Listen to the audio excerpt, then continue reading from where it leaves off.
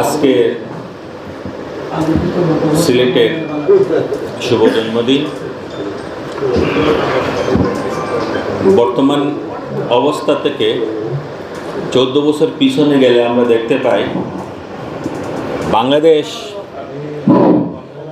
যে অবস্থানে আমরা ছিল, বিশেষ করে আমাদের কারো মত প্রকাশের স্বাধীনতা ছিল না।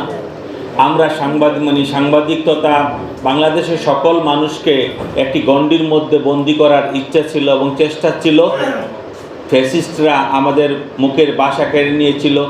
ওই সময়ও যারা সত্যের থেকে পিছনে যায় নাই, সত্যের মুখোমুখি হয়েছে এবং সত্যকে প্রকাশ করতে গিয়ে বিভিন্ন সময় নির্যাতন নিপীড়নের শিকার হয়েছে। বিশেষ করে এই পত্রিকার যারা কাজ করেছেন এবং সম্পাদকের দায়িত্ব পালন করেছেন, অনেকেই ফ্যাসিস্টের আমলের বিভিন্ন কালো আইনের মামলার শিকার হয়েছেন। এরপরও সত্য থেকে বিচ্যুত হন নাই।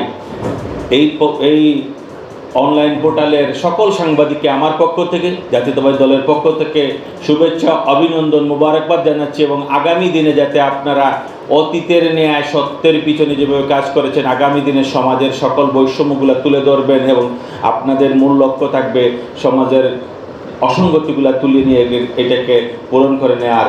সকলকে, উপস্থিত সবাইকে আমার পক্ষ থেকে আবারও ধন্যবাদ, মোবারকবাদ এবং আজকের সিলেটের সকল কর্মকর্তা, কর্মচারী, সাংবাদিকদেরকে আবারও জাতীয়তাবাদী দল বিএনপির পক্ষ থেকে ধন্যবাদ, মোবারকবাদ জানাচ্ছি। আল্লাহ হাফিজ, আসসালামু আলাইকুম।